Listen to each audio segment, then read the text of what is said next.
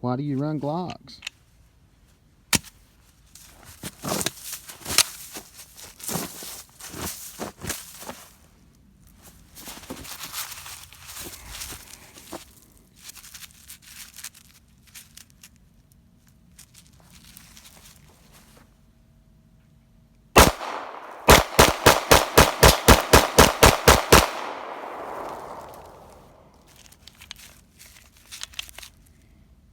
Because they like to play in the snow.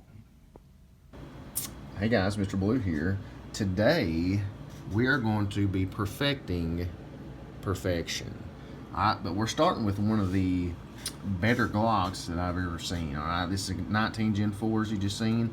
Alright, it started out, the reason I chose this gun, this is actually my gun. I traded for this gun just recently with my buddies over there at TNT Tactical. I'm going to, first thing that's going to happen with this gun, I'm going to do all the framework. But the reason I purchased this gun, because I bought it under the impression that this was actually green plastic. All right, I should have done some more research, but it is not. All right, after taking the gun apart, I've noticed that this is actually like a green Cerakoting. So, but anyways, I do believe it's factory though. I do believe this came from Glock like this. I might be wrong. Who cares? All right. And then you got the FDE slides, so it makes a pretty awesome color combo. So what's going to happen, as you're going to see here, and I'm going to go kind of quick. I'm going to time lapse all the framework. I'm not going to do a bunch of breaks in the middle of it, just to save time. All right. When I start the time lapse, you're going to see every bit of the framework done in super speed. So, but what's going to happen is the part that's going to be stippled is actually going to be black. So what that means I want to do is I'm actually going to have to re-Cerakote the gun, because I want to keep this color combo. I'm actually going to be milling the slide myself as well. Hopefully by the end of January I'll have my milling machine here and set up, and I'm going to mill this slide myself. I got some pretty unique ideas on what I want to do to the slide. So, alright, that's the rundown. Right now it is 5:02. And we are going to get to work. Here we go.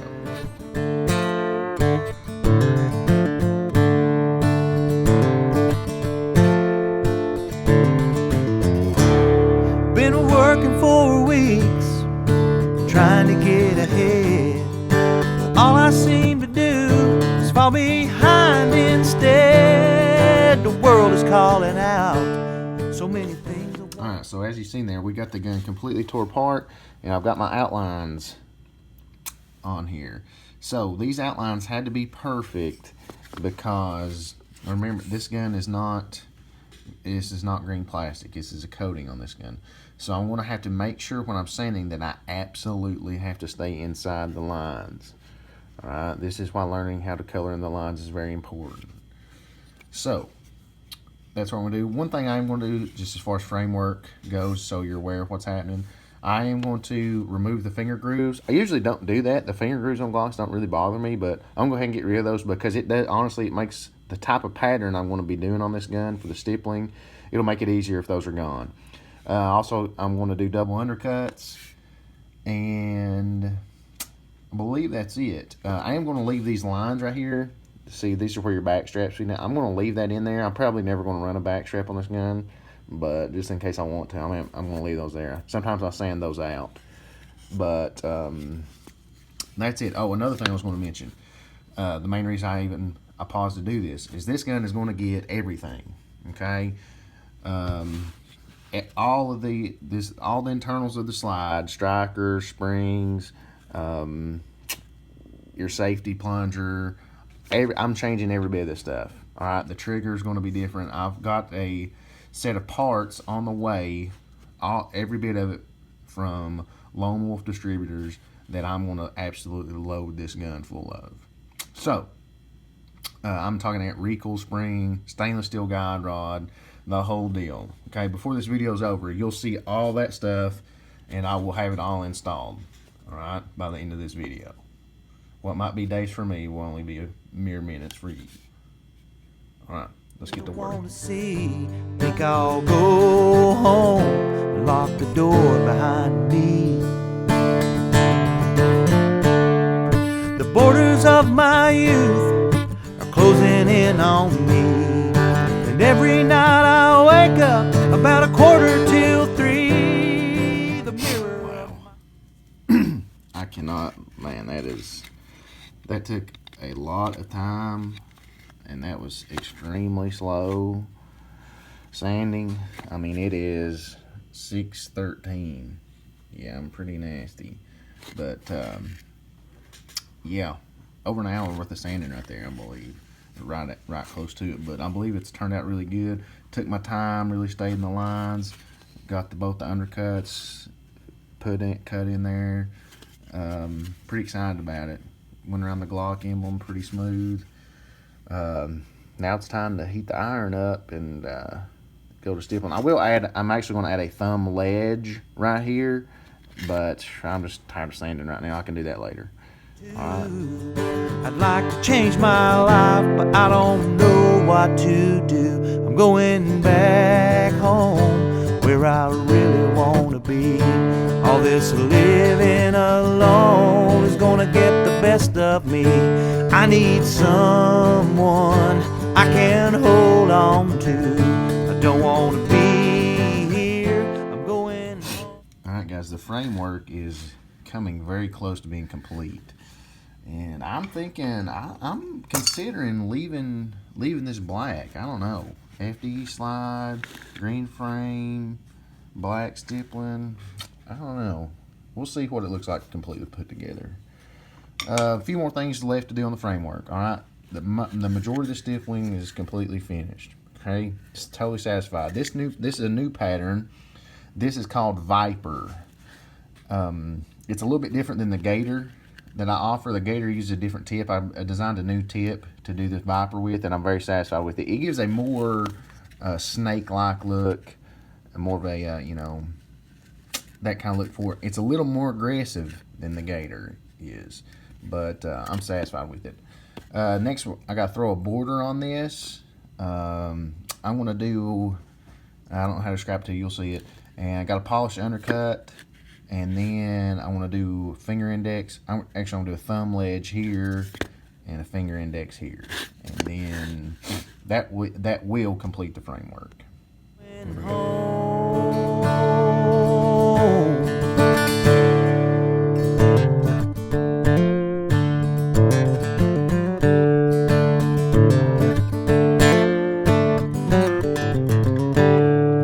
The woman of my dreams waiting for me there.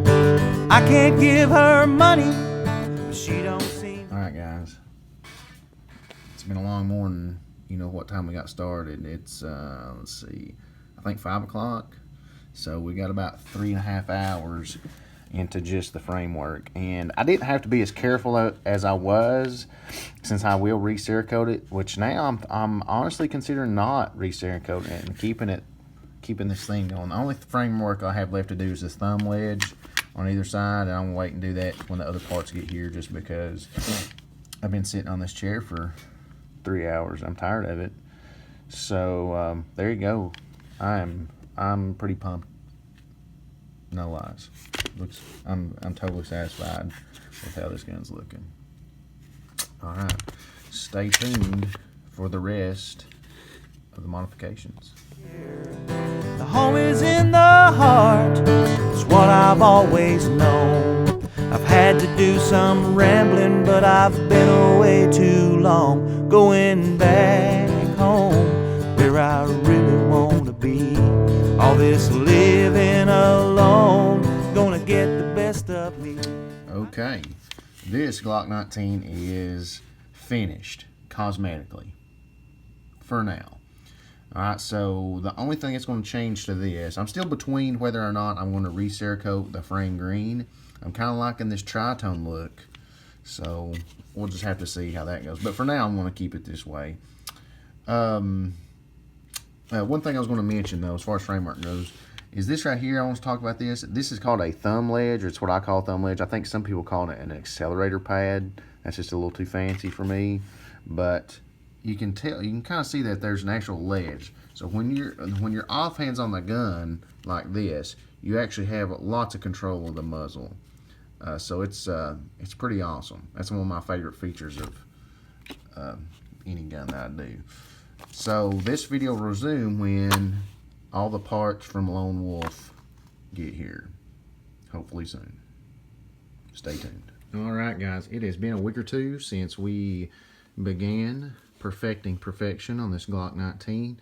As you can see, all the cosmetics, all the frameworks finished on this gun. Now, finally, the complete order from Lone Wolf has arrived. So, real quick, I'm going to show you what I've got to install in the gun. This is everything it takes to make your gun function like it should.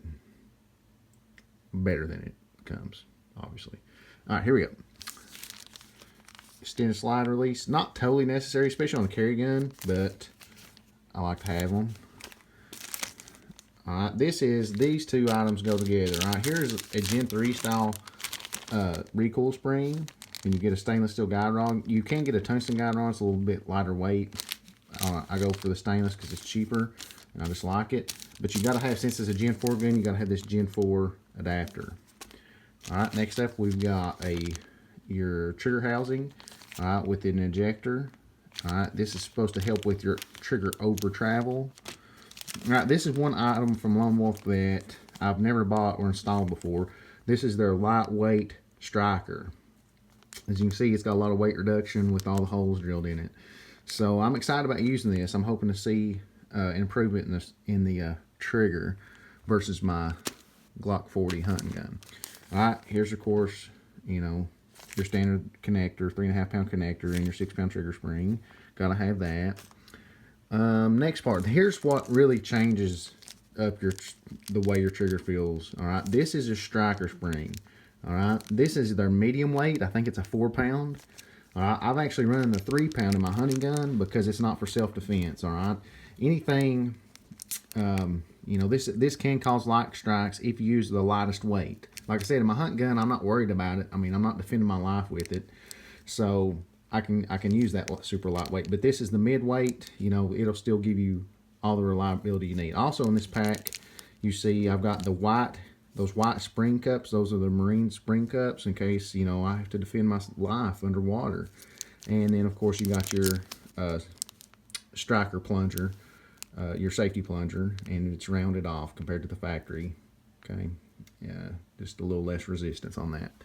A few other goodies. Of course, you got the Lone Wolf Ultimate Adjustable Trigger. It's not a very good shot of it because it's inside another package. I got the all black one. That's what I had to wait on this longer than all the rest of the parts.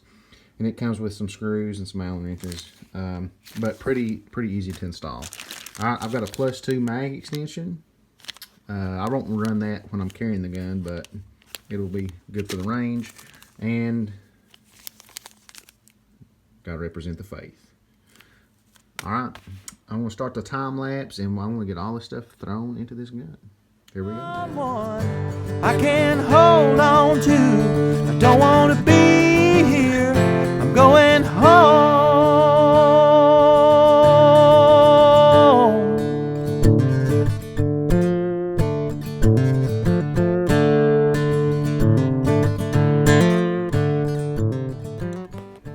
Quick break while we're putting some things together. I just put the trigger on the trigger bar. This is the Lone Wolf Ultimate Adjustable Trigger, and I had a couple problems putting it together because it's been a year or two since I did the last one. It's really not that hard. You have to take this trigger apart when you get it. You take that screw out, this plate comes off, and then you put your stock trigger bar on, put the plate back on. But I was confusing my own self. Anyways, back to the time lapse. We're about to put the trigger housing together. Let's do it.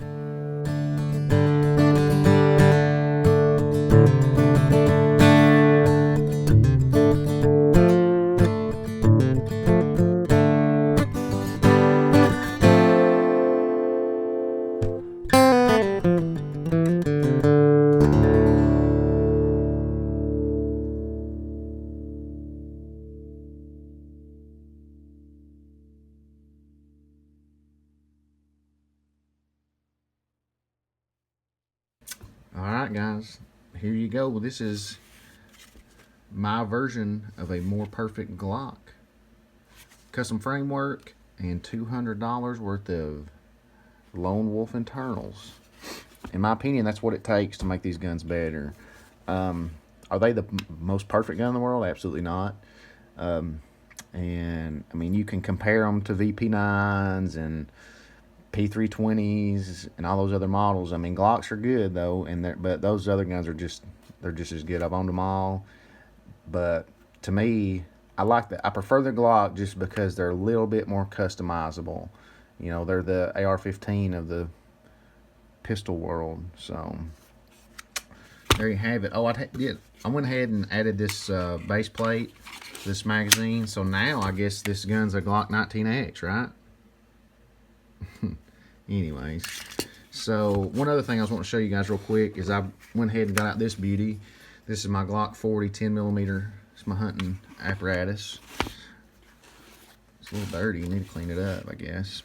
Anyways, just want to show you a few differences right quick, and I want to compare the trigger pulls. This one, I left the finger grooves on this gun, and I stippled underneath the undercut. Where this gun, I removed finger grooves. All right, you see I left one little spot right there for your pinky to ride in, and I left the undercut smooth. Just something to try out. This is our Gator stippling package. This is the Viper stippling package, right? So they're very similar styles, but a little bit different. All right, so trigger pull. All right, here's a Glock 40. This trigger is a little bit different, and I've got it adjusted slightly different. It's got a little bit more travel, but it's a lighter pull. All right, reset. Boom.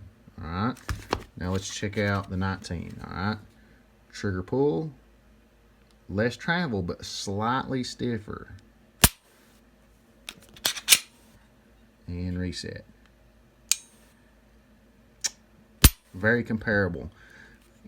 The 19 trigger is slightly stiffer, but it's still much, much better than factory. Guys, I appreciate y'all watching, checking us out here. If you are interested in having any work done to any pistol or firearm you have, let us know. Search us on Facebook or Instagram at Cumberland Gap Tactical. The links will be in the description. See ya.